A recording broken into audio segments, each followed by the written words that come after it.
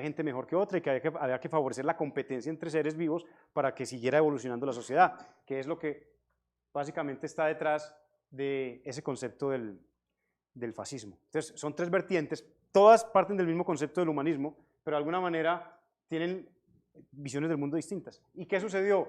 Lo interesante que quiero resaltar de esto es que hubo, después de la Segunda Guerra Mundial, o un poquito antes de que se acabara la Segunda Guerra Mundial, parecía que este fuera a ser el dominio imperante de esos tres cismas. O sea, que nos íbamos a ir por el lado evolutivo de la cuestión. Totalitarismos, dictaduras, un poder orientado hacia eso, hacia las razas superiores, etc. De repente, después de la Segunda Guerra Mundial, este toma relevancia, el socialismo tomó más fuerza todavía. Y lo que me parece interesante es que nosotros en este momento vivimos aquí bajo la hegemonía del liberalismo, pero el liberalismo estuvo a punto de ceder, digamos, espacio, y cedió mucho espacio durante ese periodo de los 50, 60. Y de repente lo vuelve y lo recupera después de la caída del muro de Berlín. Es prácticamente la voz cantante en todo el mundo, el liberalismo. Entonces es interesante porque es una dinámica de lo que está pasando en el mundo y que no olvidemos que nos estamos moviendo aquí hoy, pero pudimos habernos estado moviendo aquí o en este otro. Y es simplemente una cuestión de cómo los poderes de alguna manera se organizaron en su momento. Bueno, dejemos ahí un poquito porque esa es como la base de dónde viene todo el asunto de lo que está pasando. Y ahora hablemos de este libro de Kai-Fu Lee. Él dice, mire, concentrémonos en lo que está pasando hoy en día, no hablemos del futuro, no hablemos de lo que va a pasar en 1000 años, en 2000 años, en 3000, no, hablemos de lo que está pasando hoy en día. Como les digo, él es un desarrollador, él sabe de esto desde el fondo de lo que es el concepto, y él dice, mire, en este momento estamos en el periodo de la competencia entre China y Estados Unidos. Este es el momento actual en el que estamos viviendo. Para él, un momento clave de este proceso fue el momento, él lo llama el momento Sputnik, para relacionarlo con el momento en el que Estados Unidos se da cuenta que Rusia les está ganando la carrera espacial. Él lo llama el momento AlphaGo. Hay una cosa interesante, para nosotros esta noticia pasó desapercibida, me imagino, en muchos ambientes. Los que quisieran saber dijeron, sí, miren, le ganaron al Go con el computador. Pero en China parece ser que fue una cosa de masas. Estos juegos lo vieron 300 millones de personas. Estuvieron pendientes, pegados del televisor mirando, de las imágenes, mirando qué hacía este personaje, que es el campeón mundial de Go, y vieron cómo le salían las lágrimas cuando vio que esa máquina le ganaba a todos los partidos. No podía vencerla en ninguno de los partidos. Entonces, finalmente, ahí está el momento. Y él decía, mire, fue un momento interesante porque él lloró. Dice, hay un momento en el que él llora, tiene una lágrima, y la empatía de la gente fue enorme, porque fue enorme hacia el ser humano, no hacia el gran logro del AlphaGo, sino, hombre, miren, acompañémoslo porque él es nuestro campeón. Y hay como una especie de cisma, pero lo interesante era que él lo llama el momento AlphaGo. ¿Por qué? Porque ahí China digamos, se da cuenta que tiene que despegar y hacer el contrabalance esto en el 2016, el contrabalance de los poderes de esta tecnología. Él habla de la implementación, dice, ya no nos enfoquemos tanto en nuevos desarrollos y la inteligencia general ni nada de esas cosas, no, en este momento teníamos la inteligencia artificial estrecha, la que resuelve pequeños problemas, tenemos muchos datos, y está hablando de China en particular aquí una cosa interesante, al contrastar a Estados Unidos y China, dice, mire, China le está ganando a Estados Unidos en datos, porque tiene todo básicamente bajo el Internet. Tanto así, por ejemplo, que ya no hay dinero efectivo, ya no hay dinero en las calles, dicen, según él menciona. Todo lo están haciendo en transacciones directamente en Internet. Tienen los equivalentes de todos los negocios de Estados Unidos y de Europa, los tienen ellos en sus equivalentes, y están manejando datos, y además tienen empresarios que son hambrientos por nuevas cosas, por nuevas aplicaciones, por ser los mejores, por salir adelante. O sea, tienen ese ambiente competitivo del que hablábamos en la segunda sesión, la segunda charla, ¿se acuerdan que hablábamos de esas 7, como de los principios que pueden establecer la relación de las civilizaciones? Y él, aquí en este libro los plasma, dice, competencia fuerte y cooperación entre todos los individuos que están aquí. Científicos motivados, dicen que están formando una cantidad de científicos en las universidades, los chicos se desbordaron después de esto de AlphaGo, la gente se volcó a la inteligencia artificial, a desarrollar estos mecanismos, a todo esto, están volcados en esto. Y políticas amigables con la inteligencia artificial, el gobierno chino está invirtiendo enormes cantidades de dinero para sacar este proyecto adelante. Se está diciendo, miren, hay que estudiar, crea nuevas ciudades, crea nuevos ambientes de negocios, etc. Está metido totalmente en esto. Hacia allá está orientando todo el trabajo. ¿Cuáles son las 4 olas que él identifica de la inteligencia artificial en este momento? Dice, la primera era el Internet, que todo estuviera conectado por Internet. Y eso ya lo tienen, o sea, ellos ya están en ese punto. Lo segundo, negocios, que todos los negocios se pudieran hacer a través de esa red y empezaran a acumular datos de cómo la gente compra, decide, etc. Eso ya lo tienen también. O lo están teniendo en este momento, están aquí. El tercero, crear máquinas que perciban. Entonces ya, digamos, salir lo que llaman el online al offline, la relación entre el mundo real y el mundo de la internet. Entonces dice, bueno, creemos aparatos que vean, que escuchen, que puedan hacer todo lo que pues, uno podría hacer normalmente con los sentidos. Entonces ya esta sería la tercera percepción que ellos hablan. Y la cuarta ola es la autonomía. Es decir, ya cuando se logre todo eso, que sean autónomos esos sistemas para tomar sus decisiones y hacer particularmente los cambios. La economía de hoy se maneja así, lo sabemos. Wall Street ya no maneja a la gente gritando, eso todavía sigue siendo como un show que hacen, la gente gritando y moviendo balotas y todo, ya todo se mueve por internet. De hecho hubo una crisis hace poco que casi acaba con todo el sistema porque se equivocaron en un algoritmo, pero lo recuperaron rápidamente. El hecho es que ya, incluso eso que creemos que son nuestras decisiones más profundas, que es en qué invierto mi plata, lo hacen las máquinas. Entonces prácticamente estamos ya sumergidos en este ambiente, todos nosotros estamos metidos en esto. Pero en particular, él destaca cómo China puede llegar a sobrepasar a Estados Unidos por dos razones, o por varias razones, pero principalmente por esta, y yo creo que es el núcleo de todo. Si alguien le pregunta, ¿cuál es el mayor organismo viviente en el planeta? Hay unos que dicen que es un hongo que crece entre las secuoyas en Estados Unidos, que se expande por kilómetros y kilómetros cuadrados. Pero yo creo que el organismo viviente más grande que hay en el planeta es China, porque toma una decisión y todos se mueven en esa dirección. O sea, hay una conciencia como supra, que básicamente está por encima de los individuos incluso. O sea, ellos toman una decisión, una política, y todo el mundo responde a esa política. Entonces, de alguna manera son un organismo superior en ese sentido.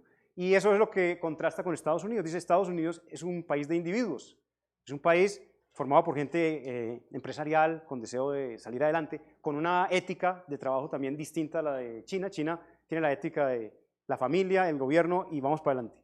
En Estados Unidos la ética es, usted sale adelante por su propia cuenta, no tiene que depender de los gobiernos. Entonces, por ejemplo, dice, mientras el gobierno chino invierte cantidades enormes de dinero para sacar esta tecnología adelante y convertirse en el número uno, Estados Unidos ha invertido muy poco en inteligencia artificial como gobierno, porque lo deja a las compañías, lo deja a Google, se lo deja a Amazon, se lo deja a los demás y a los entrepreneurs que quieran por sí solos hacer sus negocios. Entonces, dice que en esa diferencia está perdiendo terreno.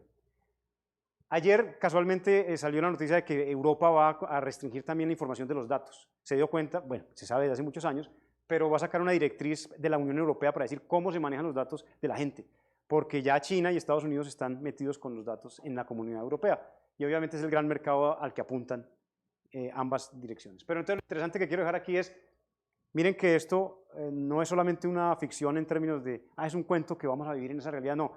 Estos gobiernos están apuntándole a tener la supremacía. ¿Por qué? Porque yo creo que en el fondo saben que hay algo que se llama la colonización tecnológica y que el que gane esta carrera gana el mundo de aquí para adelante. Al menos el mundo como lo conocemos. El mundo de esta tecnología, del humanismo, de lo que estamos refiriendo, se lo va a ganar el primero que llegue a eso. Entonces, hay una apuesta muy fuerte en ese sentido. Comparémoslo con nuestra situación. Entonces, de alguna manera, nosotros cómo estamos en esto.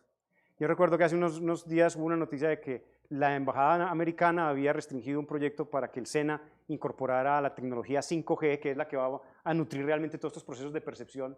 Es la 5G que tiene la capacidad realmente de conectar datos en tiempo real con las cosas. Y lo restringió, dijo no se puede hacer ese contrato porque eso está viciado, no sé qué. O sea, la embajada de Estados Unidos restringió un proyecto propio aquí, local, que iba a incorporar tecnología 5G con Huawei. Huawei es la marca china más poderosa. Entonces, ahí está demostrado cuáles son los intereses y por qué esto no va a ser, digamos, nosotros estamos en medio de esta guerra.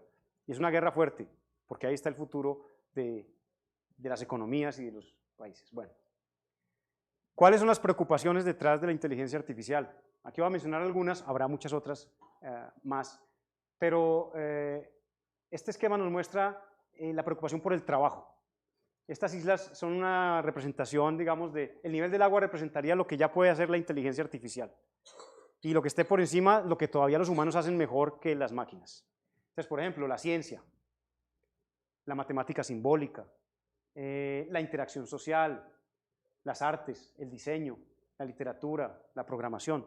Es decir, donde hay creatividad todavía, donde podemos decir que hay algo, un componente creativo y donde hay incertidumbre fuerte sobre las cosas. Donde ya no la hay en la traducción, en los idiomas, en los lenguajes, en el reconocimiento de voz, en la visión, en la conducción, en los juegos, en las finanzas. Ya esos son temas en los que digamos, básicamente con lo que hay, con los algoritmos que hay, podríamos decir, están superados. Desde el punto de vista del trabajo. Entonces, aquí está la mayor preocupación en este momento para las sociedades que están desarrollando la inteligencia artificial fuertemente es qué va a pasar con los trabajos. Los trabajos de manufactura, los trabajos de interacción social y los trabajos de creatividad. Todos están posiblemente en un riesgo latente. Hay tres posibilidades, que la inteligencia y los robots, la inteligencia artificial y los robots toman todos los trabajos. O sea, básicamente sale más económico hacer todo con máquinas que con humanos. Toman algunos, o sea, hay una posibilidad de que haya un balance neto en el que todavía tenemos gente trabajando porque la necesitamos. Cuando digo necesitamos, no sé quién es ese amos, quién necesita a la gente trabajando, y ninguno. O sea, no toma ningún trabajo y la tecnología es capaz de producir y nosotros somos capaces de reinventar el concepto del trabajo. Entre esos tres panoramas nos estamos moviendo. Hay una gran incertidumbre, hablan desde el 40% que se puede perder todo el trabajo en el mundo de lo que hay en este momento. Ahora vuelvo sobre esto. Entonces aquí están las brechas insuperables que pueden suceder, inequidades. Entonces la primera es una inequidad. Países como nosotros, que estamos digamos, que estamos tratando de salir, vamos a experimentar ese golpe fuerte, pero los países, por ejemplo, en África, mencionan, no van a poder salir y competir. O sea, básicamente van a estar sumidos dentro de esta realidad. Entonces las inequidades que estamos viviendo hoy serán más extremas. Es una postura. Se van a crear castas, esto ya pensando en el futuro, entre máquinas, superhumanos, que son humanos combinados con máquinas, y humanos irrelevantes, nosotros. Es que no podemos pagar por ponernos aquí cosas y aumentar la expectativa de vida con máquinas, etc. Bueno, entonces se va a crear esa brecha social fuerte. Esto puede pasar. Esta de la inequidad es la más patente en este momento. Los levantamientos sociales, aquí pongo a Hong Kong, que no es una casualidad, yo creo que lo que está pasando en Hong Kong es una muestra de ese conflicto del liberalismo con lo que viene con China, en la que todo está básicamente identificado, por eso la gente también está peleando por sus derechos. La extradición significa, me están identificando con las cámaras, cualquier cosa que yo hago, no soy libre realmente, porque en este momento todo me lo están indicando por computador, dónde estoy parado, qué estoy haciendo, etcétera, etcétera. Entonces, ahí hay una discusión fuerte y la gente está respondiendo a esa realidad de lo que está pasando. Entonces, este levantamiento, yo diría que incluso los nuestros, de alguna manera, pueden estar influidos ya por esa tendencia a que la gente pierde poder adquisitivo, ya los trabajos no se están consiguiendo como antes, etcétera, etcétera. Está la preocupación por el desempeño de estos sistemas. Dice, funcionan muy bien, pero el día que fallan, fallan en cascada. Y pueden fallar sobre todo el mundo y va a generar una gran crisis. Posiblemente no será mortal, pero una crisis de todo lo que entendemos como finanzas, comercio, etc. Recientemente pasó con una ciudad en Estados Unidos, Baltimore, sufrió un hackeo del sistema administrativo de la ciudad y básicamente le retuvieron los datos de la ciudad y creo que todavía no los han devuelto. Les están cobrando como una especie es un secuestro de datos. Se le robaron a la ciudad toda la información y le están pidiendo plata por la información. Entonces está pasando, o sea, ya está pasando ese tipo de cosas. Una ciudad puede quedar básicamente al arbitrio de unos cuantos que toman esa información. Los robots y la guerra, pues hay una cuestión ética ahí. Los drones y los robots dirigidos que básicamente hacen que la guerra sea totalmente desigual. Mientras no se logre el equilibrio entre las dos fuerzas, digamos, ganará el que tenga el control de las máquinas. Pero bueno, esos son puntos de lo que son las preocupaciones que debemos tener en mente. Ahora, pensemos en Colombia. Yo creo que el caso colombiano, no tenemos esa inteligencia artificial, pero esta realidad las vivimos todos los días.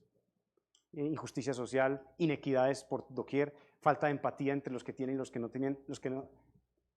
Hoy incluso hasta con mi señora tuve una discusión por eso, porque ella es simpática y dice hay que entender al otro y ponerse realmente en sus zapatos. Y yo me ponía más como en la prevención, dice, no, pero cualquier cosa que hagamos hay que pensarlo muy bien porque no sabemos qué pasa.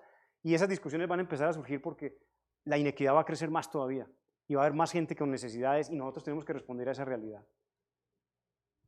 La otra crisis es la existencial, en el sentido de podemos y debemos construir estas inteligencias artificiales generales.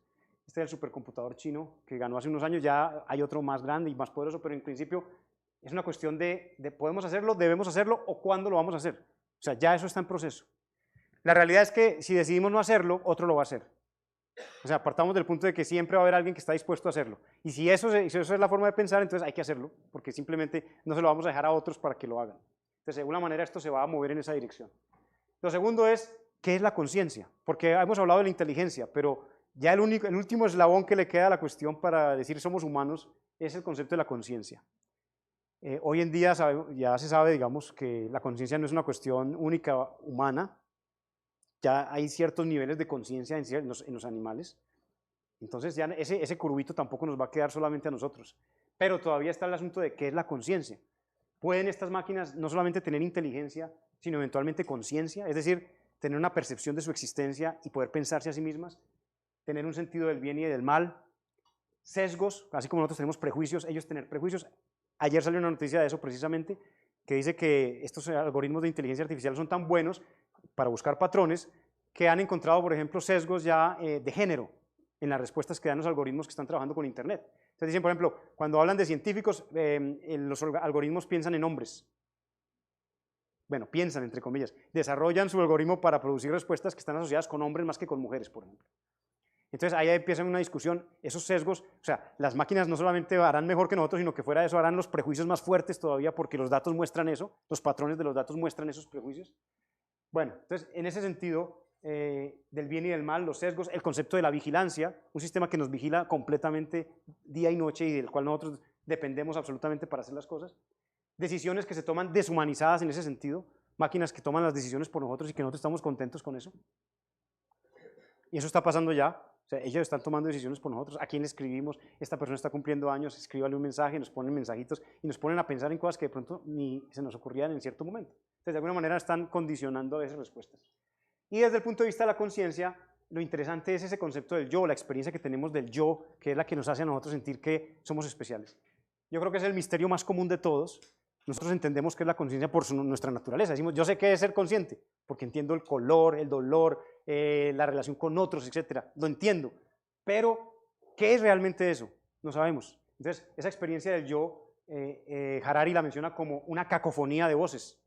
Y la neurociencia están revelando esa realidad, que dice el cerebro realmente tiene varias voces que se comunican unas con otras.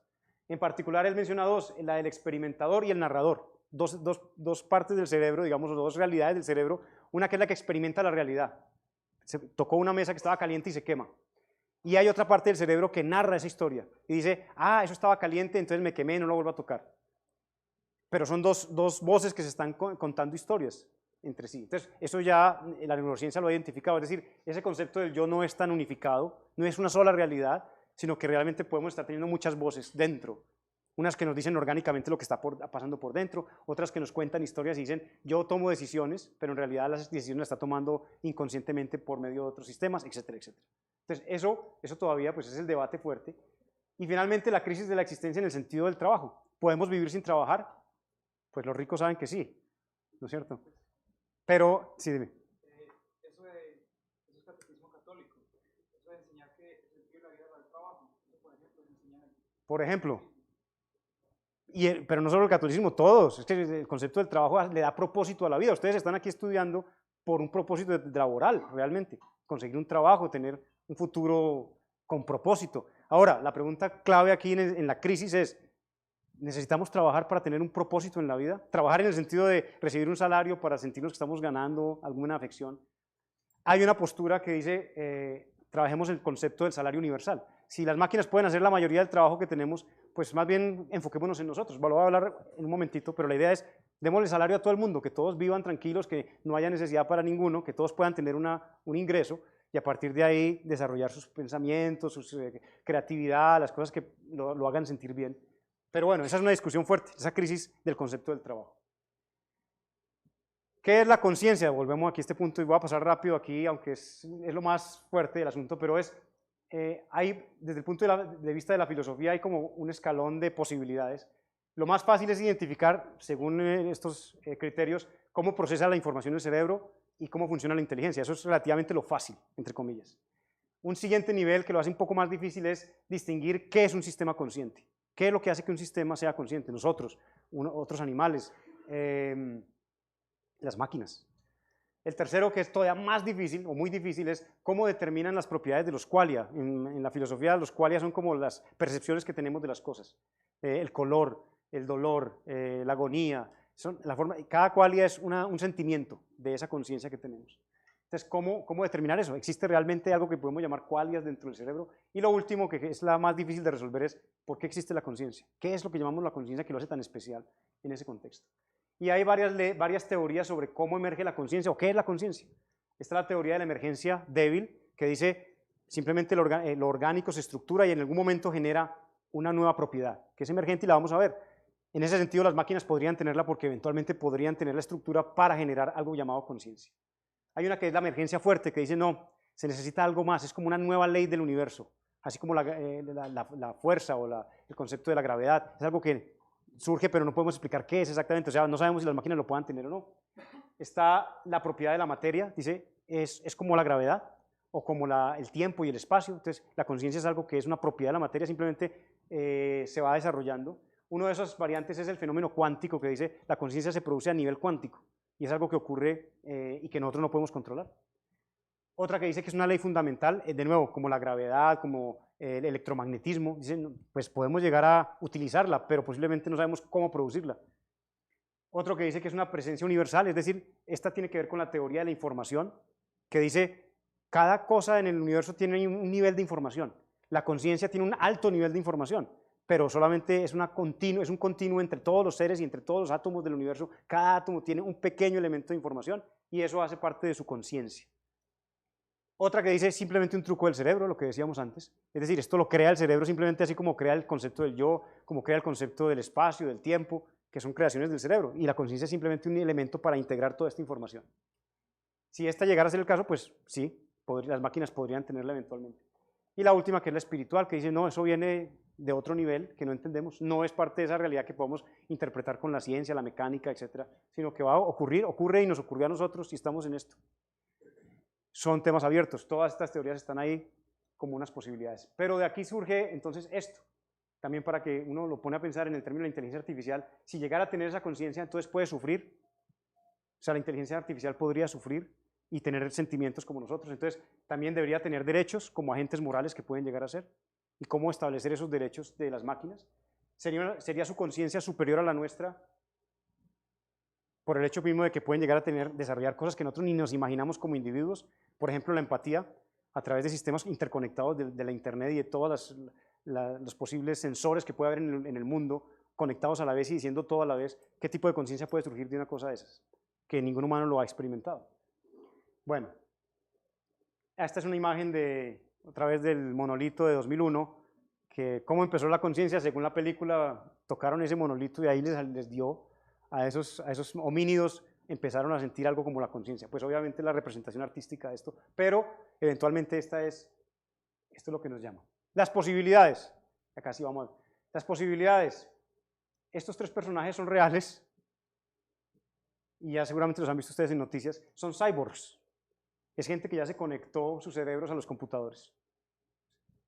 Ellos se entregan no, voluntariamente dicen, yo quiero participar de estos experimentos, pónganme un ojo biónico, pónganme una cámara, un visor aquí que palpe la temperatura y yo quiera sentir algunos efectos. O sea, estos tres personajes ya se incorporaron electrónicos, componentes electrónicos en su cuerpo y están experimentando, pues es parte del proceso. Esa es una forma en que avanza este sistema. Dice, si nadie se mete a esto, pues ahí se queda el asunto. Pero si hay gente dispuesta a enfrentarse a esa realidad, pues vamos a ver esto mucho más continuamente en la realidad. Entonces estos son los famosos cyborgs, están con nosotros hoy ya. Hay que reconocer esto también, de alguna manera la tecnología ha logrado superar ciertas barreras en la búsqueda de la erradicación del hambre, la enfermedad y la pobreza, y la gente que logra tener estos sistemas como esto completamente robotizado para hacer medicina, etcétera, pueden llegar a ser dioses. Esto lo plantea Harari en su libro, dice somos semidioses, ahora sí somos semidioses porque podemos extender nuestra vida, despreocuparnos por el hambre, la enfermedad, etcétera, podemos llegar a eso, pero el resto del mundo que no tiene acceso a eso, ¿qué va a pasar con esa? Esa es una parte de las desigualdades que hay. Y esto nos lleva a las preguntas, las posibilidades positivas, digamos. Vamos a tener más tiempo para ser humanos, realmente humanos en el concepto de qué es lo que nos hace humanos en la interacción con los demás, en nuestro pensamiento permanente, algo así como el Fedro o los diálogos socráticos, los diálogos de Platón, que dicen qué hacían realmente ellos. Tenían esclavos, ¿no es cierto? Era una sociedad democrática pero con esclavos, obviamente. Esos esclavos hacían todo para que ellos pudieran degustar un banquete y discutir los temas que eran importantes para ellos. el sentido de lo bello, de la verdad, y eso se discutía en banquetes, o sea, la gente se reunía a comer y después los mataban por sus ideas también, eso no va a cambiar mucho, a Sócrates lo terminan matando por sus ideas políticas, pero, o juzgando, digamos que él fue el que tomó la decisión, pero el punto es, eso nos va a dar tiempo para ser más humanos en ese sentido, de entendernos un poquito mejor, de entender que lo que nos queda es hablar entre nosotros y relacionarnos, o sea, mayor empatía. La conclusión, por ejemplo, del libro de Kim-Fu Lee es esa.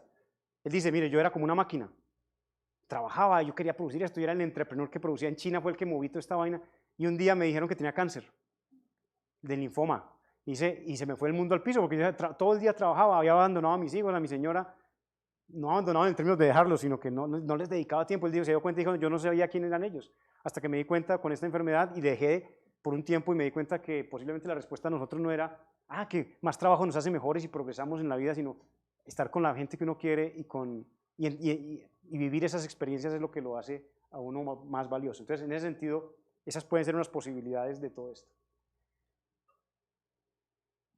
Vamos a hablar, había dejado a Max Tegmark al final, porque él se va ya a describir lo que pasaría si esa superinteligencia existía, o se logra, esa singularidad de la que hablábamos de crear algo que pueda ser más inteligente que nosotros y capaz de hacer cosas superiores a las que nosotros hacemos. Max Tegmark en este libro las plantea. ¿Por qué es interesante este libro, diría yo? Este personaje está en el libro relata no solamente lo que es conceptualmente el asunto, sino que nos cuenta cómo lo están haciendo en discusiones como las que estamos hablando, en discusiones en cenas entre los grupos más acomodados de la aristocracia intelectual americana, Harvard, Berkeley, Google, Amazon, se reúnen todos ellos y hablan de estas cosas. Elon Musk, Jeff Bezos, Larry Page, los grandes líderes de las compañías que nos dominan hoy, Google, Amazon y Tesla, se reúnen y hablan de estas cosas. Entonces, por esa razón me parece que es importante que nosotros sepamos que ellos están hablando de esto porque lo ven como una posibilidad seria. Entonces, Tegmark dice, mire, su planteamiento es radical, dice, hay una cosa que es la vida 1.0, la biológica, la que todos conocemos, la que ha evolucionado. Hay un segundo nivel de vida 2.0 que es la cultural, en la cual los seres vivos pueden modificar su software, pero no su hardware. Entonces, de alguna manera, estamos aquí nosotros. Dice, podemos modificar ya internamente la estructura del ADN, crear clones, etcétera, todo lo podemos hacer. Esa es una vida 2.0. Y él habla de el tercer nivel, vida 3.0, es la vida tecnológica, que es capaz no solamente de modificar el software y el hardware, el software, sino también el hardware. Es decir, controla la materia y crea con la materia lo que sea.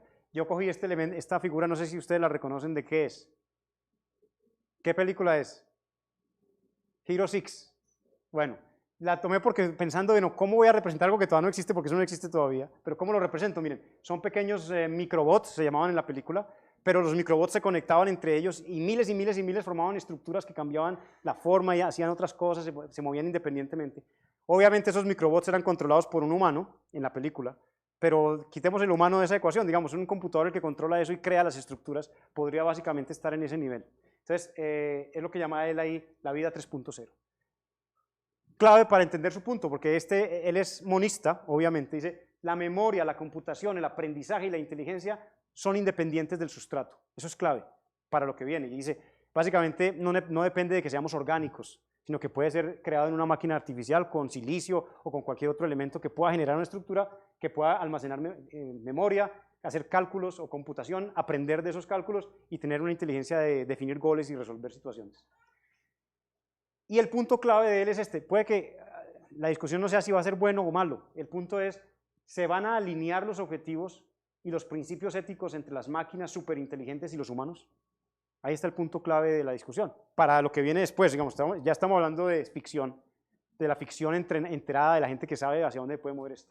Y están discutiendo esto porque ellos ven ahí el peligro de dejar sin reglamentación, sin normas, sin cosas, pero de todas maneras esto va a desbordar en algún punto. Entonces, esta es la pregunta clave. ¿Se alinean los objetivos de las máquinas con los nuestros? ¿Por qué es el punto ahí clave? Ellos dicen, es como cuando uno construye una represa, los humanos, los ingenieros construimos una represa como Hidroituango. Y dice, no es que nosotros queramos acabar con los peces, no es que nosotros queramos acabar con las hormigas que están en el suelo allá y que crean sus propias comunidades y tienen su vida, y son posiblemente conscientes hasta cierto punto también. Dice, pero nosotros tenemos un objetivo. ¿Cuál es? Producir energía. Y en ese objetivo construimos una represa. Y ahí nos llevamos a todos. Entonces dice, eso es lo que él llama alinear objetivos. Que imagínense ustedes que en algún punto, si esto llega a suceder, estas máquinas superinteligentes tienen como objetivo construir una parábola gigantesca para lanzar un rayo al siguiente planeta donde van a colonizar.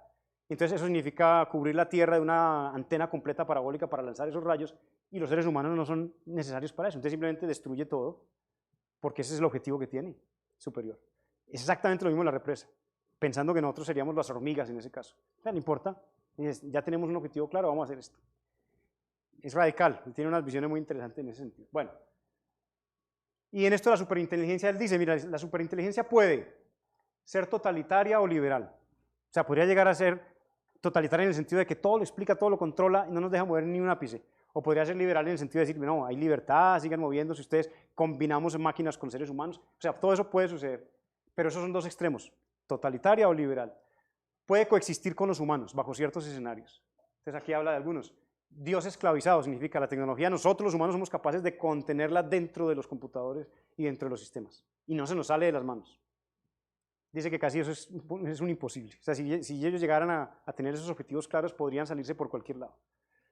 Una utopía libertaria que dice que básicamente humanos y máquinas pueden vivir bajo los mismos preceptos, simplemente no se tocan unos a otros y más o menos manejan sus mismos niveles.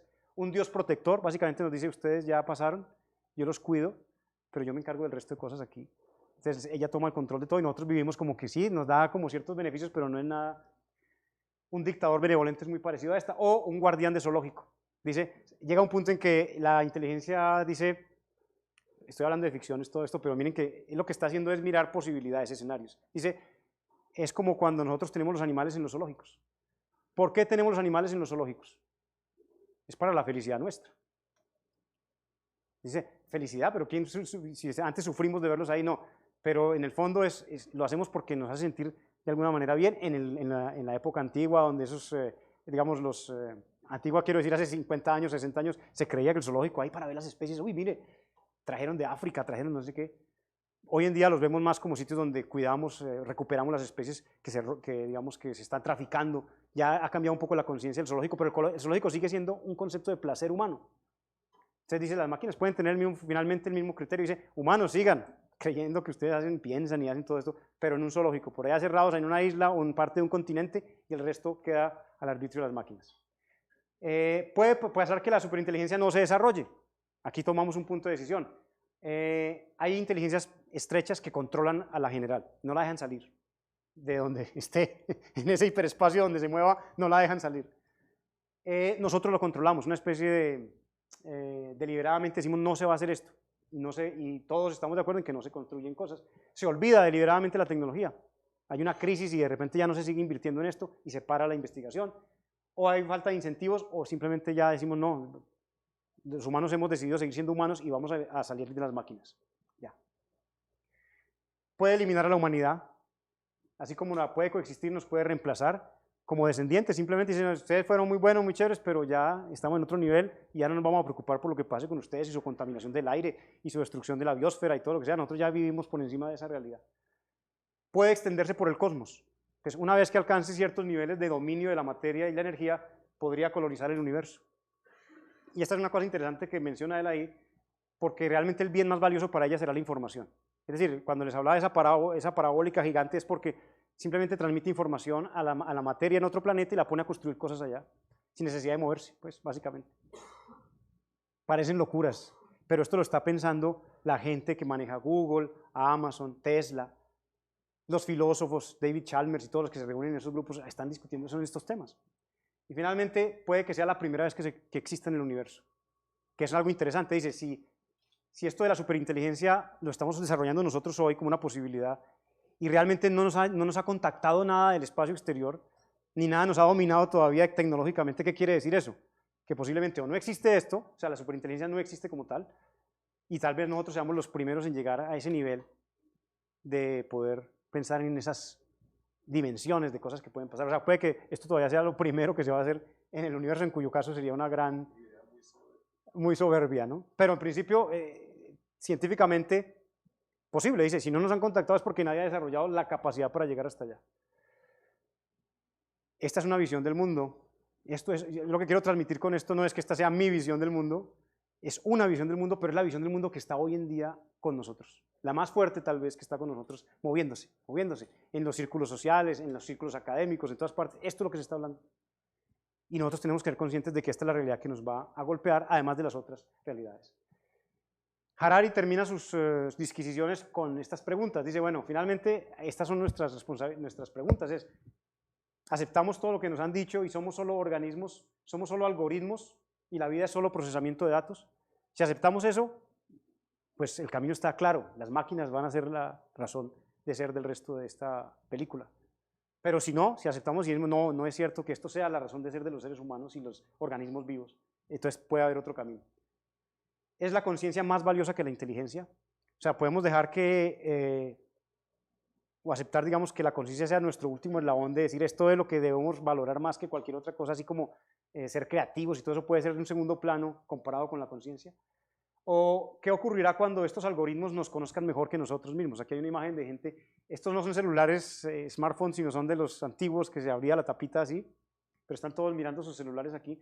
Pero en el término de, ya está pasando, ya nos están, con lo que les decía, ya nos están diciendo cómo te sientes, nos están diciendo, nos están poniendo la música y el ambiente que nos favorece cuando sentimos ciertas cosas, y en la medida en que sigamos dando datos a través de nuestros sistemas voluntariamente aceptados, porque eso ha sido voluntariamente aceptado, seguiremos dándole pie a que nos conozcan mejor, y cada vez mejor y mejor y mejor de lo que uno cree que se conoce. Bueno, y finalmente, entonces está el cuento de las otras historias, que por eso abríamos con esa frase tan bonita de Eduardo Galeano, somos historias finalmente. Y es, en este sentido, este parece ser la mayor corriente que se está moviendo ahora. Obviamente hay otros temas fuertes que tenemos ahora, la crisis ambiental, el cambio climático, la desaparición de la biodiversidad, son otros temas, pero como historia central del humanismo y como su evolución, pareciera que esta fuera la historia principal que se está moviendo hoy en día. Entonces, las preguntas con las que quiero terminar hoy y darle pie también a la charla del próximo martes para que vengan así también en masa, que me ha gustado mucho su asistencia hoy, es ¿cuál es el sentido del bienestar humano? Hoy en día, lo que estamos viviendo como la crisis del bienestar o el desafío nuestro del bienestar. Ante esto, hemos dado ya todas nuestras capacidades humanas, ya dimos todo lo que teníamos que dar y damos pie a que otro nivel de existencia pueda tomar eso en sus manos. ¿Qué otras historias compiten con la inteligencia artificial?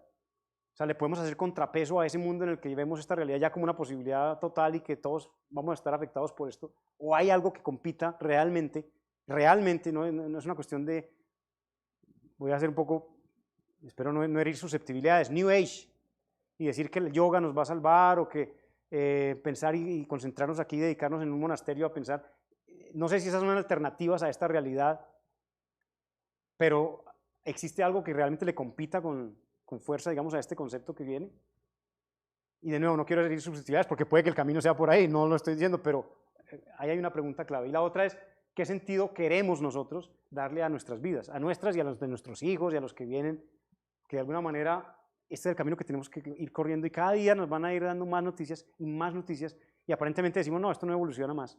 Pero cuando hay gente trabajando y hay mucha investigación en esto y hay un incentivo real de lograr cosas, uno ve los resultados. Ayer casualmente salió una noticia, y lo voy a dejar ya con esto para terminar.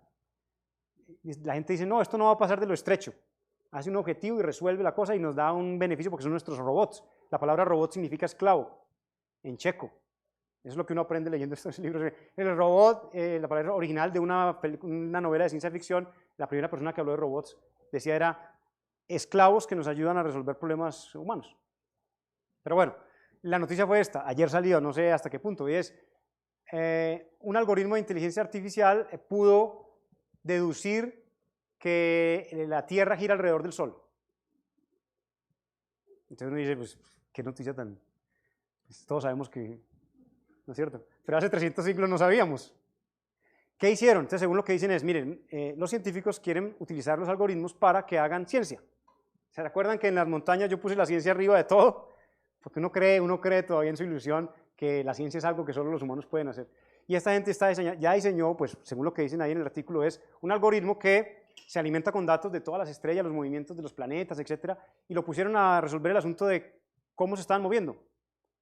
Los planetas, pues lo limitaron a los planetas y al Sol, obviamente, y lo pusieron a que identificara la mejor forma de moverse y aparentemente llegó a un patrón en el que dice, la mejor opción es que el Sol sea el centro de ese sistema. Ahora, que la ecuación en sí no la sacó, o sea, finalmente ellos dicen, bueno, pero se les dijo, vea, los factores clave son este, y ahí está para explicar, digamos, el comportamiento. Entonces, cuando uno piensa que eso pasó este mismo año en el que está la supercomputación cuántica, en el que nos han bombardeado con estas noticias, realmente es para pensar qué puede pasar, en qué podemos estar moviéndonos en esta realidad. Y bueno, con esto les agradezco su presencia y abrimos ya espacio entonces para preguntas. Les recomiendo, gracias.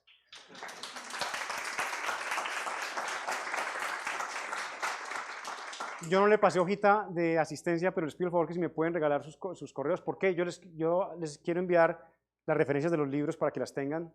Los que quieran anotarse, por favor, qué pena, Claudio, no la pasamos. Pero entonces para esa hojita, y yo les mando con mucho gusto las referencias de los libros, los que quieran consultarlos, etc. Y el vídeo va a estar en la biblioteca, en la página de Facebook de la biblioteca. Y les pido el favor que llenen esta encuesta que está aquí, si la quieren tomar y luego la llenan, que nos sirve para saber cómo les pareció la charla, si fue interesante para ustedes. De la escuela está el link para que puedan dejar sus comentarios. Bueno, les voy a dar paso. Por favor, les pido que lo acerques bien para que se escuche, porque vi que en la grabación no quedó la vez pasada. Julio, muy agradable la charla de hoy. Gracias. Muchas gracias por esa conexión. Una conexión que todavía es interrogante. Porque yo ahorita te dije lo de Dick Tracy, que con su reloj ya generaba unas expectativas a nivel mundial. Pero también hay otros autores que son importantes, como Bill Gates. Porque con Bill Gates se mencionan dos aspectos. Antes de Cristo y después de Cristo, y antes de Bill Gates y después de Bill Gates. Porque Bill Gates dio un giro enorme a las situaciones. Y eso generó expectativas a nivel de la medicina.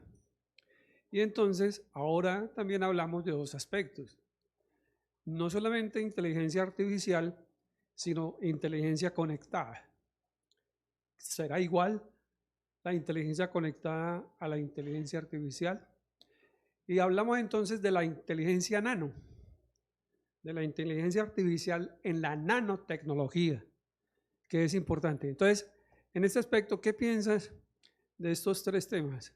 Inteligencia artificial, inteligencia conectada y el papel de Bill Gates, que para mí es fundamental en estos aspectos. Bueno, gracias por la pregunta. No sé si sea yo el que la deba responder así, pero tiene razón en una cosa. Realmente Bill Gates comenzó con el Internet de las cosas a permear esa visión en el mundo, de que todo se pueda conectar realmente a través del Internet.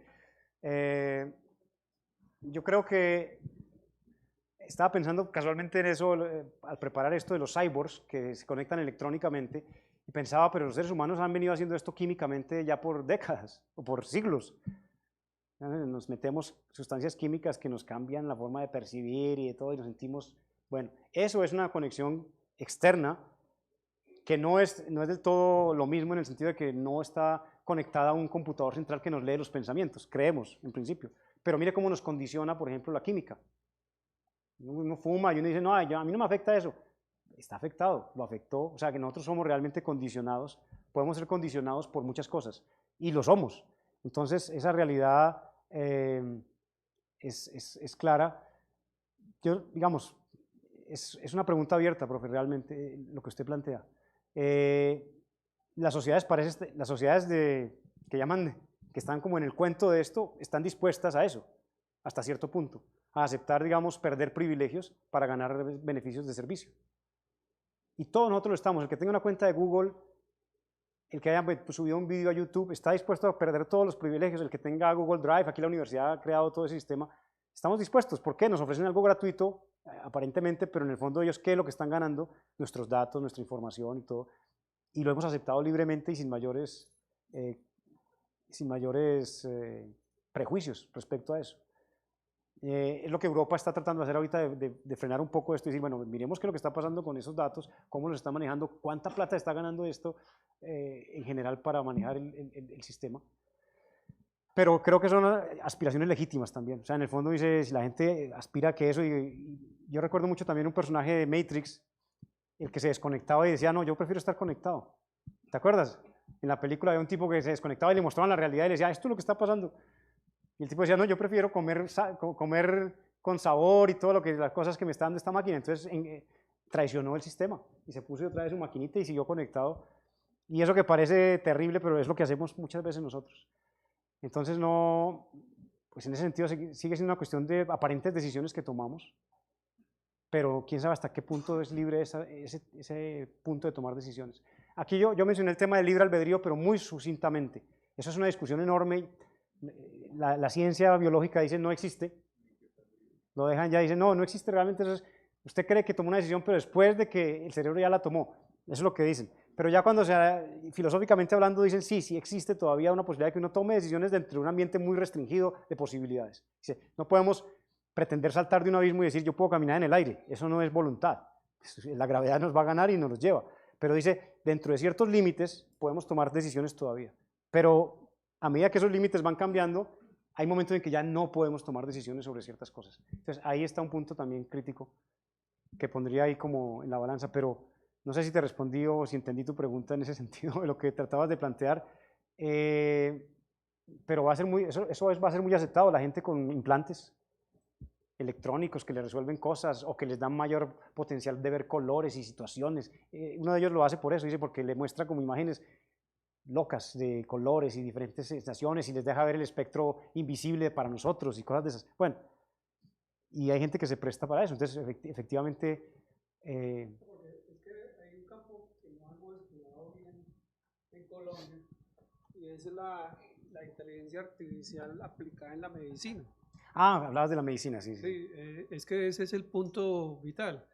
Nosotros lo tenemos aislado de ese estudio, porque hay muchos exámenes que le hacen al ser humano a través de creaciones de ingenieros y médicos que han trabajado en equipo, porque el desarrollo es el trabajo en equipo, el desarrollo individual no llega ni a Pereira. Pues. Entonces, Pereira está bien, le cuento. De pronto Pereira no está tan mal, que uno la ve y la mira, está... Pero bueno, ese es el punto, sí, sí. Julio. No, ya me acordé, sí. Mira que ellos mencionan ahí, por ejemplo, que la medicina realmente va a ser uno de los tópicos, yo no sé por qué tengo la medicina va a ser uno de los tópicos donde esto va a tomar rápidamente control, en términos de los diagnósticos, incluso de las operaciones más sofisticadas, ya lo tienen parcialmente, los robots son los que hacen la mayor parte de las intervenciones detalladas. Es cierto que los equipos crean el sistema, pero una vez creado el sistema es independiente de esos equipos, o sea, ya no se necesita el grupo que creó eso, sino que simplemente lo puede replicar y hacer cada vez mejor, más fácil.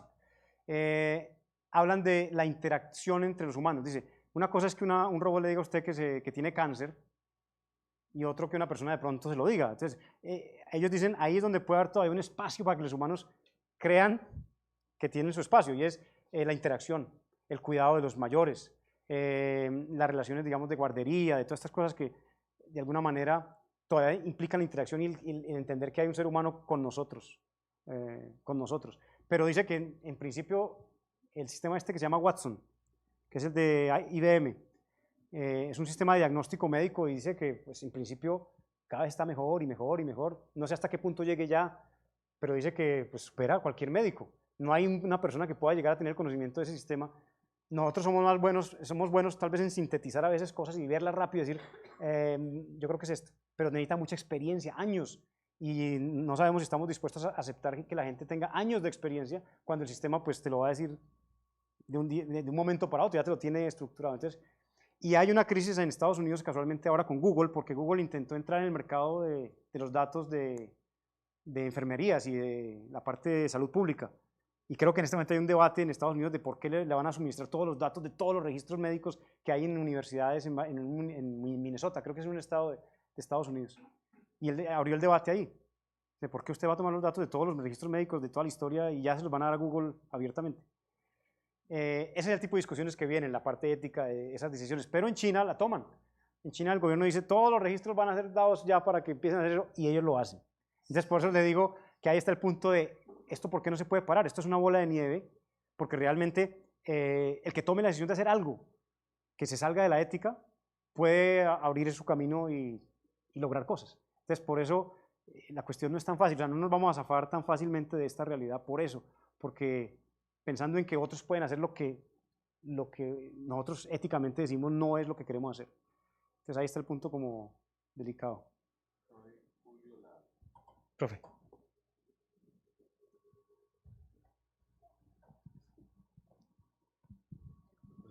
No te escuché o estaba de alguna manera incluida en alguno de los autores la perspectiva de Ray Kurzweil, que es el director de ingeniería de Google, en su libro La era de las máquinas espirituales. Sí, tú lo has mencionado ya varias veces aquí. Sí, sí. No lo mencioné y lo pensé mucho porque dije, el profe va a preguntar y por eso quería que hiciera la pregunta. Pero todos los libros lo mencionan. Sí, A sí. Kurzweil. Kurzweil es uno de los referentes de todos ellos. Desde el punto de vista de, él es catastrofista. Él dice, miren, esto nos va a llevar finalmente a que las máquinas dominen y todo se acaba. Pero es el referente de todos, todos lo hablan, todos mencionan a Kurzweil como un referente cuando hablan de estas discusiones. Pero hay una cosa interesante pues, en su ficción, y es que plantea, de hecho, las máquinas, inteligencia artificial es una etapa dentro de la teoría evolutiva, y que el ser humano, para poder hacer parte de civilizaciones cósmicas, ¿cierto?, necesariamente le tiene que pasar el testimonio a las máquinas espirituales, porque nuestra constitución orgánica CHO, ¿cierto?, no nos va a posibilitar, ¿cierto?, participar en esos otros espacios de Totalmente, otras totalmente. culturas. Muy bien, profe. Aquí si quieres.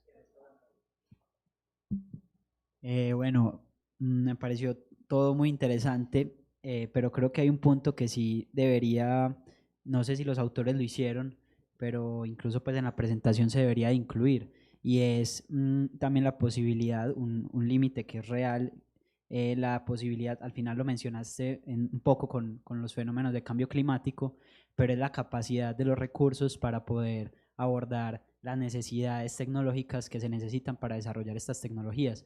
Hace poco vi un documental, es una serie documental que se llama Salvados, es española, es con un periodista Jordi y él aborda diferentes temas, es muy interesante.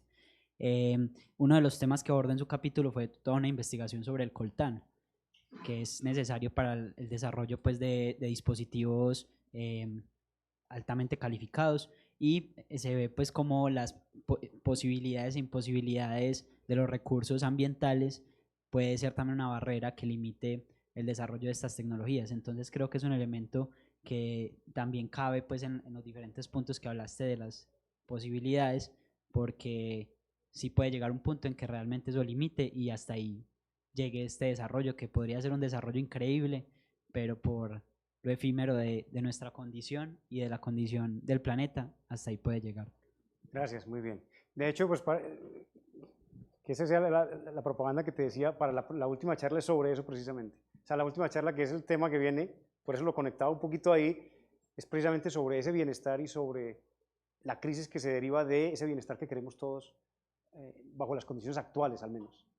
Entonces, de eso vamos a hablar también un poquito. Lo invito a que venga y esté aquí sentado en primera fila también. Sobre eso, la huella de carbono de esos superclustres de computadores y toda la energía que necesitan para enfriarlos. Sí, sí, sí. Eso es real. O sea, eso lo hablábamos también. Más información, más organización, más energía tienes que utilizar. Y obviamente ahí está, esa energía está ahí. Ellos hablan de ser muy eficientes, de cada vez mejorar la eficiencia. Aquí tengo un profe que puedes saber un poquito de esa parte, de qué tan eficientes son realmente, pero una cosa es ser eficiente, pero otra multiplicado por la escala del problema. Entonces dices, no, ya son lo más eficientes en el consumo de energía, pero multiplique eso por millones, o la escala que tenemos, y entonces tienes realmente un problema de energía grande. Y obviamente ellos, ese es un punto de lo que hablan en los libros, por ejemplo, de que la energía es un recurso que se necesita. Entonces dice, bueno, si lo necesitamos usar para un objetivo en particular, va a ser claro cuál es ese objetivo que se va a querer en algún momento. Hace poco también en una entrevista el fundador Acércatelo bien para de que Tesla, el director de Tesla, manifestaba la imposibilidad del litio de las necesidades de la energía en el futuro, pues que pues ahora todo es energía eléctrica, Y entonces se necesitan eso implica grandes baterías. canteras, implica explotación de minerales, Exacto. abrir canteras más de lo que existen ahora. Es cierto, es cierto. Profe, buenos días, ¿cómo estás? Bien. Quería preguntarle desde el punto de vista filosófico y de estas personas que se sientan en la mesa redonda, estas altas élites en la esfera mundial, que usted lo decía, ¿cómo se están preparando para confrontar la problemática social que viene originada con todo esto? Porque la inteligencia artificial suena muy chévere y es fantástica mientras me ayude a prolongar mi vida, mientras me ayude a tener cosas más interactivas, pero esto va a generar una serie de problemas reales y yo diría que uno de los que se avecina con mayor velocidad es el problema relacionado al empleo y al factor trabajo. De hecho, pues recientemente acá en Antioquia me contactaron en una empresa porque ya querían implementar unos bots industriales y ya tenían el cálculo de la cantidad de personal del cual podían prescindir por la introducción de esta tecnología. Y sabemos que uno de los problemas más importantes de la esfera mundial es el de los altos niveles de desempleo. Entonces ahí va a dejar de ser chévere el tema y se puede convertir en algo bastante complicado. Entonces, incluso esto puede llegar a segmentar la sociedad al punto de que las personas que tengan talentos realmente inigualables van a poder subsistir, mientras que los demás posiblemente pasen a ser, como usted decía, irrelevantes. Entonces, tengo la curiosidad, no sé si usted ha leído algo de estos filósofos, de esta gente que está tomando decisiones, cómo se están preparando para esto que nos puede llevar realmente a un caos muy fuerte dentro de la esfera mundial. Gracias. Total, bueno, gracias por... hay un libro que se llama Utopía para realistas, que lo vamos a mencionar en la próxima charla, pero es un personaje, se me escapa en este momento el nombre del autor y me disculpo, pero bueno, el libro se llama Utopía para realistas y él plantea, bueno, ¿qué va a pasar ante esta situación? Dentro de lo que uno ve en el discurso de todos los autores, están muy restringidos a una solución aparente, y es el del salario universal. Y se habla mucho del salario universal y que todos los seres humanos tengan un acceso a un salario, que tal vez en la época, cuando Europa, digamos, era todavía como volcaba un poquito hacia el bienestar común, era más o menos ese concepto, que todos tuvieran una red de apoyo. Ellos todo lo ven es como la parte económica. Dice, dele a la gente un sueldo digno y suficiente que se derive de las ganancias de todo esto que se está generando y que todos los seres humanos puedan tener acceso a ese salario para satisfacer sus necesidades básicas y eventualmente hacer otras cosas, tener más o menos como el mismo estatus de lo que tenemos hoy. Difícil, que si, digamos, si a todos nos dicen, esto va a ser lo básico para que viva bien, pero ellos no restringen a que pueda tener más, desde luego, pueda seguir acumulando y toda la cuestión, desde el punto de vista totalmente liberal, pero no se salen de esa visión. A mí me sorprendió un poco que no hay otras alternativas, sino en principio es, paguen royalties, o paguen de todo eso que están sacando con las máquinas y dejen un impuesto enorme a toda esa cuestión para que podamos darle a toda la gente y toda la gente pueda comprar y seguir haciendo economía. Algo interesante que dice Harari, por ejemplo, es que la economía no necesita humanos. Y era uno de los temas que decía uno que no, era el famoso cuento que decía, no, el robot puede construir un carro, pero no lo puede comprar. Entonces que con ese cuento nos defendíamos porque nosotros teníamos la capacidad de consumo y éramos los que controlábamos la economía. Y ellos, lo que dice Harari es, puede llegar a un punto en el que las máquinas no necesitan los humanos para su economía. Tienen su propio nivel de economía haciendo cosas por allá y valoran sus cosas y todas las cosas. Entonces nos dejan por fuera incluso de esa parte que uno creía que era propia del ser humano. Entonces, sí, me ha sorprendido un poco la escasez en ese término, pero sí el reconocimiento de que los trabajos se van a perder, eso es claro, en muchas áreas. Ellos dicen incluso la paradoja, los trabajos nuestros, ingenieros, profesores, serían de los primeros que se pierden. Para que tengamos una idea de hasta dónde va la cosa. Dice, de los que menos se van a perder pronto, la gente que trabaja en hoteles, organizando ropa y porque dice, ese tipo de cosas todavía las máquinas no son capaces de hacerlas. El robot todavía puede doblar, dicen que entre chiste y chanza que había un robot que doblaba una toalla y era capaz de doblarla muy bien, pero porque la toalla era del mismo color, sabía reconocerla, pero dice, hacer lo que hace una persona de ir y recoger todo y mirar y pasar por aquí, poner por acá, ese tipo de habilidades van a estar mejor establecidas, digamos, en términos de años de trabajo que un profesor universitario. Porque dice el profesor universitario, le graban la sesión una vez y después los labios se los modifican y las manos y todo. Es que en este libro, por ejemplo, de Max Tegmark, habla de esa realidad. Usted crea sus propias películas, con sus propios autores, lo que quiera. Se la pone como quiera, le habla el idioma que quiera, hace toda esa cuestión. Y ya han hecho pruebas en China, sobre todo, de periodistas que son así. O sea, usted lo ve si está hablando y es un robot ya caminando en la imagen. No un robot, es una creación dentro de la imagen. Entonces, por ejemplo, nosotros hacemos un buen discurso, nos pagan por hacer una vez una clase extraordinaria y la ponen en un MOOC y se acabó la cuestión. Ya ponen a sistemas inteligentes a poner preguntas y a mirar si la gente realmente aprende o no aprende la cuestión. Hasta allá puede llegar el asunto. O sea, ¿qué nos hace, por ejemplo, una pregunta para nosotros es, ¿qué nos hace valiosos de verdad? Y yo creo que por eso, de alguna manera, yo también sentí la necesidad de hacer estas charlas, porque yo sentí que yo ya no soy valioso para enseñar lo que enseño. De verdad, yo digo, el 80 o 90% de lo que enseño es instrucción. O sea, lo puede aprender una persona en un vídeo de YouTube leyendo. El problema es que nuestros estudiantes poco leen en realidad. Pero si uno dijera, vea, lea eso y aprenda, usted ya tiene todo lo que uno le puede enseñar y más. ¿Qué es lo que nos hace a nosotros especiales? Que nos saca de que nos daría un plus para no ser reemplazados por un sistema de estos. Entonces, esas son las cosas que, pero bueno, profe, ibas a decir ahí. Es una concepción de profesor, aquel proveedor de información. Sí. Y por supuesto, ese sí puede ser sustituido. Correcto. ¿Sí? Pero justamente concibiendo el profesor en otras actividades, en otras funciones más allá de ser proveedor de información, muy difícil, pienso yo, que una máquina lo pueda hacer, sobre todo para hacerse preguntas, ¿cierto? Para interactuar con el otro, para descubrir las habilidades, las inquietudes y definirle el camino de cómo puede construir su propio conocimiento, ¿cierto? Donde cada estudiante es justamente una persona que tiene sus particularidades, sus singularidades, que nosotros no las podemos de alguna manera plasmar en un formato específico, que es lo que hacemos cuando hacemos una clase, ¿cierto? Total. O sea, eso es lo que nos toca a nosotros buscar y valorar e inventarnos. Yo creo que ese es el punto de la pregunta, nos toca inventarnos algo porque ante esa realidad no sabemos qué pueda pasar. Ahora, puede pasar que una crisis, y si realmente dicen, las máquinas no dieron para esto, la gente no estuvo de acuerdo con esto y sintió en un punto una reacción contraria y puede cambiar el panorama de lo que estamos pensando. Ellos hablan, todos los libros hablan de esa historia en la que dicen, esto en los 60 ya era lo que se esperaba que estaba pasando. En los años 60 la gente cuando aparecieron las redes neuronales dijeron, esto es, entendimos la cosa y vamos para adelante. Y se murió durante 20 años casi. O sea, no pudieron desarrollarlo porque no había capacidad de cómputo en ese momento y lo que sea, pero el caso es que crearon esa expectativa y se murió porque no hubo cómo desarrollarla. Ahora parece que sí tienen esa capacidad. Habría que ver si llegaba a un punto la gente también reacciona ante esas realidades y pasamos a ser sociedades más... Hay dos posibilidades que yo veo claras ahí, totalmente abiertas. Entonces miren cómo va a cambiar eso el concepto de la familia y de las relaciones sociales, humanas. Dice, ¿sabe qué? Si usted sabe que yo estuve aquí ayer con una persona que usted no quería que yo estuviera con esa persona, pero ya la máquina me vio, el vídeo que tiene el centro me vio, todo eso está conectado, ya saben que estuve ahí, pues entonces seguramente va a cambiar la perspectiva de cómo nos establecemos nuestras relaciones, la familia, el vínculo del matrimonio, de las relaciones, todo eso va a cambiar.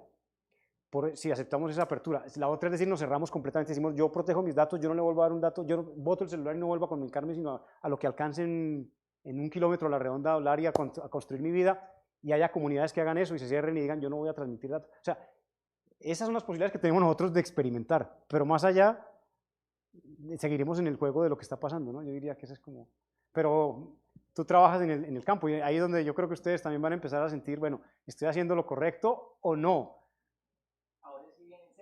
Y eso es lo que me parece interesante para nosotros como ingenieros, por ejemplo, y por qué estas charlas son importantes, es porque ya la pregunta nuestra no es si yo soy el mejor haciendo esto y entrego y no me importa lo que pase, sino digo, estoy haciendo lo correcto para lo que yo quiero que sea la sociedad en la que yo aspiro a estar y todo. Obviamente nosotros aquí tenemos un conflicto ético muy grande por otras razones que sabemos, pero se nos va a incluir además, fuera de eso, ¿sí? Le quito el trabajo a la gente simplemente por...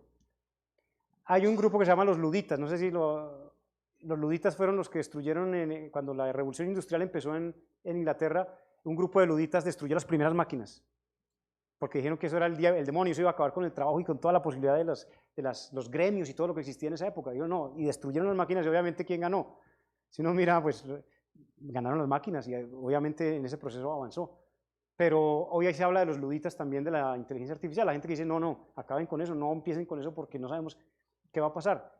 Y otros que son como este señor Pinker, que dice, no, eso es positivo, va a ver usted que en el fondo vamos a estar mejor y no va a ser todo ese griterío que dicen que esto va a dominar todas las esferas humanas, no, va a ser simplemente otra tecnología como cualquier otra cuando llegue su momento.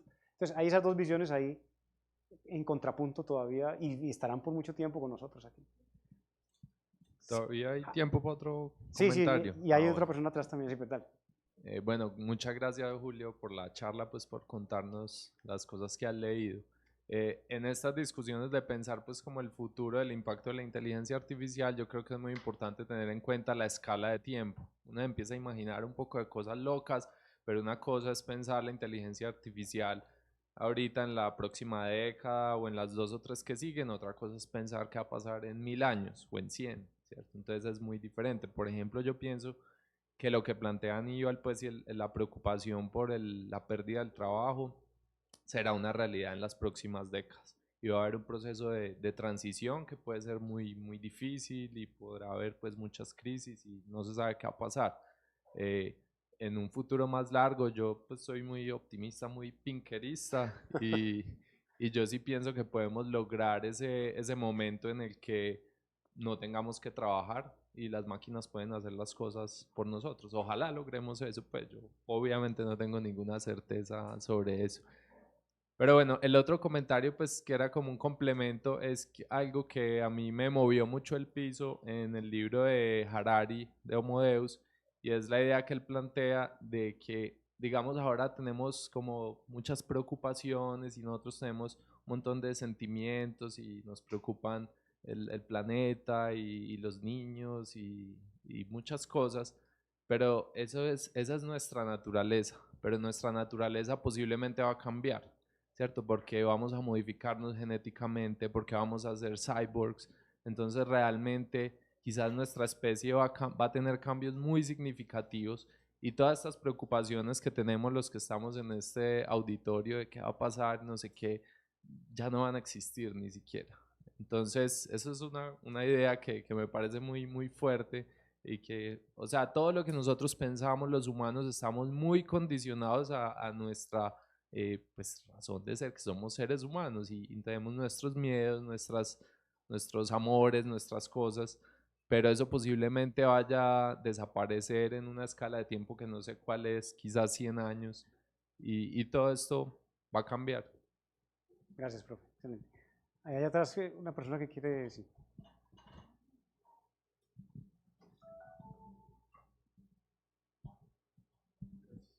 Buenos días. Hola, buenos días. Buenos días, Julio. Gracias pues por compartirnos toda esta información y estas preguntas. Con gusto. Quería como devolverte una de las preguntas orientada hacia un ámbito y esa es la biología. Preguntabas como cuál es la competencia, cuál puede ser hoy en día la competencia de la inteligencia artificial. Y yo te pregunto, hoy en día, ¿cómo va esa competencia o esa alianza con relación a la biología? Pues porque las bacterias pues son las fábricas que deberían estar solucionando un montón de problemas y es una idea que se plantea desde los 60, si no estoy malo antes, ¿cierto? Deberíamos estar manipulando los organismos biológicos para solucionar nuestras tareas humanas. Y ahorita estamos hablando de una alternativa y es construir organismos mecánicos y electrónicos para solucionar ese problema, pero la biología ya lo venía trabajando desde hace mucho rato y ahorita hiciste la relación con la química también, en las pastillas y todo. De pronto ahorita, ¿cómo va esa relación? Si tenés alguna referencia, ¿cierto? ¿O es realmente una competencia? ¿O ya dijeron, no, ¿para qué vamos a poner a hacer con química lo que podemos hacer con computadores? No sé. Es una pregunta muy poderosa. Ahí hay un ámbito de investigación muy fuerte. Y yo creo que eso es lo que nosotros también tenemos que plantearnos, preguntas de este estilo, como la que tú haces. Y bueno, con un profe que no estuvo hoy aquí, porque, bueno, pero nos había acompañado antes, que es Felipe Cabarcas. Él me contaba que él trabaja, por ejemplo, con compañías que son perforadoras de tubos de petróleo, y entonces que se enfrentan a la agresividad de las bacterias. Porque cuando meten el tubo, las bacterias le corroen muy rápidamente el tubo de la perforación. Entonces que ellos batallan tratando de buscar una forma de que no puedan alterar el material. Y dice, pero nos demoramos más haciendo eso que ellas evolucionando y volviendo a alterar el material. O sea, que la vida realmente tiene unas cosas que nosotros todavía, por esa soberbia que mencionabas, creemos que ya está resuelto todo. Ese es otro punto. Esto es una historia, yo vuelvo sobre el punto, siguen siendo historias que a nosotros nos controlan por lo básico, por lo visual, pero en el fondo de la biología poco sabemos cómo es realmente ese mundo. Hoy dicen que, digamos, pues nosotros mismos somos bacterias por todos lados, O sea, que realmente nosotros somos organismos hechos de bacterias que están en nuestra piel, están por dentro y que deberíamos entendernos así. Pero particularmente la pregunta que haces, yo solo tengo una referencia de algo que están trabajando, que son los con nanopartículas, por ejemplo, para atacar internamente, por ejemplo, un virus o algo. Se está pensando en trabajar ese tipo, o para limpiar arterias, o para hacer, digamos, algunos trabajos dentro de la medicina, pero que no son transformaciones biológicas, sino interacciones biológicas. O sea, como interactuar con nanopartículas y nanomateriales que tienen ciertas características para atacar virus y para hacer otro tipo de tratamientos diferentes al químico tradicional. Eso es lo que sé por ahí, que he leído un poco de la parte de la medicina, que está más o menos enfocándose hacia eso, pero no hacia, por ejemplo, utilizar sistemas híbridos, no como el cyborg que se conecta, un ser humano que se conecta voluntariamente, sino algo que crea un organismo que además incorpora elementos electrónicos, por ejemplo, pero de su propia naturaleza, con el ADN, con cosas de esas. Ahora, yo no digo más porque de pronto lo agarran por ahí y imagínense por dónde sale esa cuestión, pero yo creo que la gente está trabajando en eso también. Si quieres, espérate un momentito, porque es que el problema es que no se escuche, yo quiero que quede grabado.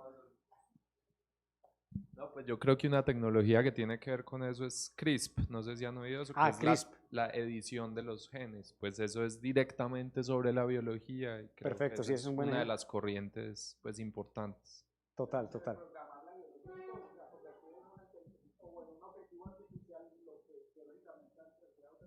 Sí, sí, muy bien, muy bien. Así es. Yo tengo otra pregunta, porque en la charla vimos mucho la inteligencia artificial general, o más como una inteligencia artificial que podría decir por sí misma, o que tenga pues que se controle a sí misma.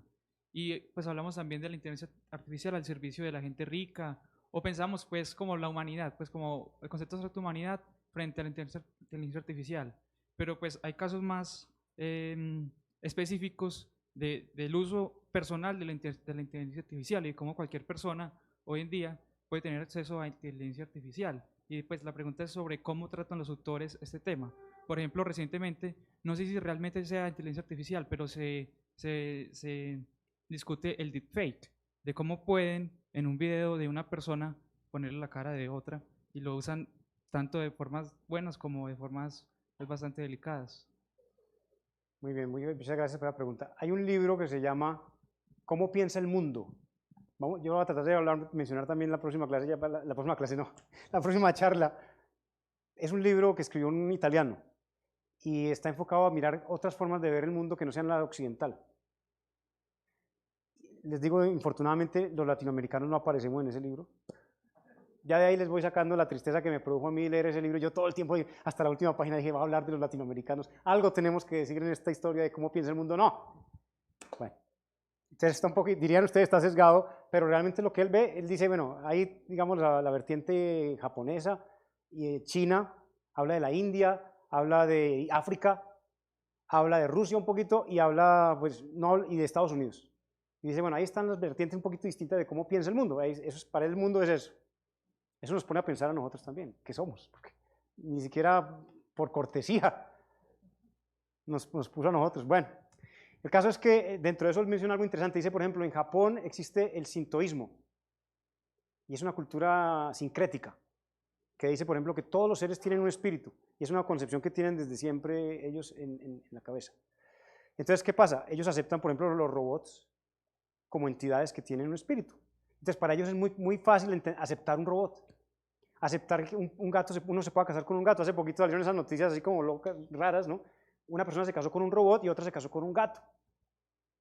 Yo no sé si por motivos de dejarle la herencia o a un ser dejarle la herencia, pero parece que en la concepción sincrética del asunto es muy aceptado, y por eso tal vez Japón es uno de los países que uno asocia más rápido con robots y con esas clonaciones y cosas raras porque ellos aceptan eso. Dicen, una roca tiene un espíritu, es parte de o un vaso, un vidrio. Entonces, aceptar que un robot tiene un espíritu, para ellos es normal.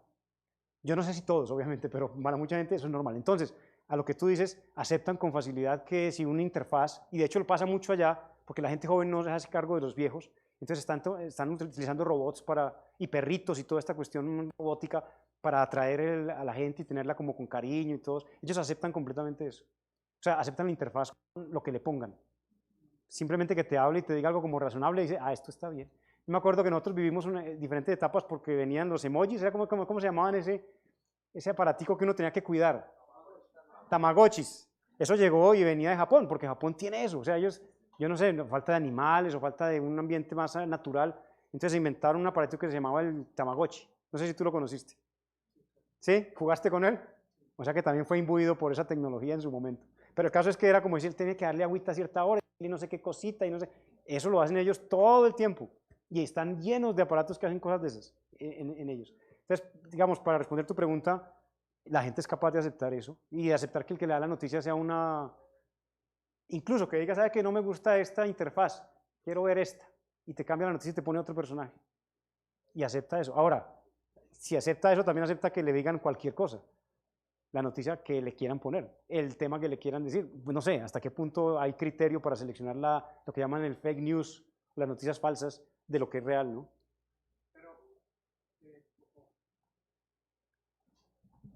Me refería pues a que en la charla pues hablamos mucho de la humanidad Chao. enfrentada con la inteligencia artificial, pero pues yo creo que aterrizándolo más, va a haber personas, va a haber intereses, va a haber empresas, cada una con su inteligencia artificial, no va a ser pues como un conflicto entre dos bandos, Sí, sino que va a haber ya. muchos bandos, puede haber una guerra mundial en la que la inteligencia artificial de Rusia y los Estados Unidos se enfrenten. Muy bien. Entonces yo mencionaba el deepfake, que es que gente en internet simplemente que tiene el conocimiento, no sé si realmente es inteligencia artificial o si es redes neuronales, no sé, pero pueden usar eso para llegar a difamar personas, o para hacer suplantaciones, o para hacer noticias falsas, para capuchos infiltrados, etcétera.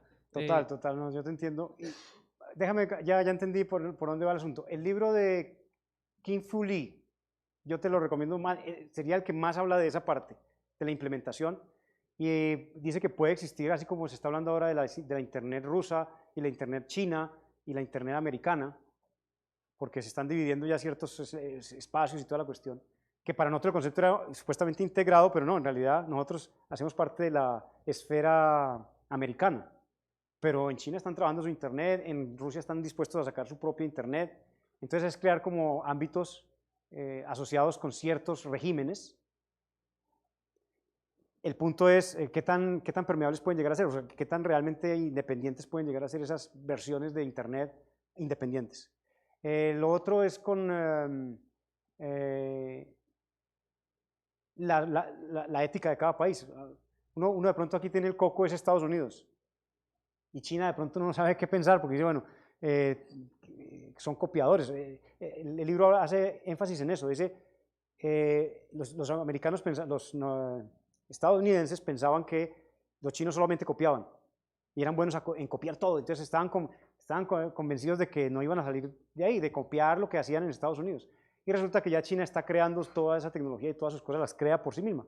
Entonces, en Estados Unidos hay todavía límites a ciertas cosas para hacer. En China no hay esos límites, hay otros límites, pero esos no son los particulares y están desarrollándose por otros lados. Entonces sí puede llegar a suceder que haya mundos un poquito separados en cuanto a tecnologías, etcétera, pero yo creo que la tendencia es a conectar. La tendencia finalmente es a decir, no, esto no puede funcionar solamente en China, pues la Internet china, ellos están buscando expandirse en la India, en África, ya África es el mercado para China oficialmente, y lo tienen a punto, ya hicieron la infraestructura física, ahora lo que van a hacer es la digitalización completa y ligar todo ese continente. Entonces, Estados Unidos se concentra en Europa y en Estados Unidos. Y nosotros todavía podemos escoger. Yo creo que quién nos quiere más. Pero Estados Unidos nos quiere, obviamente, porque este es un mercado grandísimo y bastante poco, yo creo que todavía tecnológicamente aceptamos, porque no somos desarrolladores realmente de tecnología ni nada, no somos un peligro para esas mentes, pero sí colonialismo, se llama colonialismo tecnológico, eventualmente el que logre ese punto donde tú lo necesitas porque es que es el único que lo hace, puede llegar a suceder. El 5G, que es en este momento yo creo, y los que saben de eso saben más, que el 5G es el punto de quiebre, porque dicen, el que logre dominar eso en Europa, por ejemplo, China se estaba metiendo en Europa y por eso todo lo que pasó con Trump, que lo quiero sacar de Estados Unidos, que no deja Huawei, que no nos dejó aquí, es porque ellos dicen, donde ellos establezcan la 5G en Europa y donde lo hagan aquí en Latinoamérica, Estados Unidos pierde la carrera informática, digamos, se quedan atrás, ya no pueden hacer más, y ellos mismos ya tendrían que aceptar que la 5G va conectado con lo que le pongan en ese mercado. Entonces, es un mundo interesante, pero el libro de Kun Lee yo creo que te va a llamar porque es un libro que realmente es de lo que está pasando hoy. y de cómo entiende el mundo esta situación de la Internet, de la inteligencia artificial. Yo creo que se puede resumir, de que pues, somos acostumbrados, o el mundo pues, es humano versus humano, la gente enfrentándose. Pero entonces la pregunta es si humano versus máquina va a unir a la humanidad o si va a aumentar las diferencias entre diferentes grupos de humanos. Yo creo que esa pregunta es para dejarla ahí. Esa pregunta es para dejarla ahí porque esa es la pregunta. Muy bien, yo creo que esa es la pregunta que debemos tener ahí en la mente. Bueno, yo les agradezco por su asistencia. Les pido por favor lo de la encuesta, si pueden hacerlo, que me dejen su nombre y con todo gusto les envío esa información. Y los que quieran, pues más adelante seguimos hablando. Seguimos hablando del tema. Los invito el próximo martes, vamos a tener la última, que es, como les digo, sobre estos desafíos del bienestar humano, de nuestro bienestar, que creo que puede ser interesante para complementar un poquito estos puntos de lo que hablábamos hoy. Gracias. Recuerden que la encuesta Acércalo la más, pueden encontrar acércalo en las redes de la Escuela Ambiental. Feliz día para todos. Muchas gracias por venir. Bueno, ay, pucha, me fue largo. Hola, con gusto. Bueno, buenas preguntas. Ah, bueno. Gracias. Pero porque estaba reunido con ella, llegué tarde porque estaba con ella. ¿Tú ya te graduaste? No, estoy todavía a la espera de que los jurados me den la respuesta sobre la evaluación de mi tesis. Y eso fue hace un año que la entregué. Todavía me falta la respuesta de uno de los jurados. Ay, no, hay que presionar eso un poquito. Gracias. Capitán América, usted. Bueno, man. Una preguntita. ¿Hay algún autor de los que hayas leído que haya planteado, como que en la obra, que haya planteado que una vez se establezca el salario para todos, se llegue como a una estabilidad?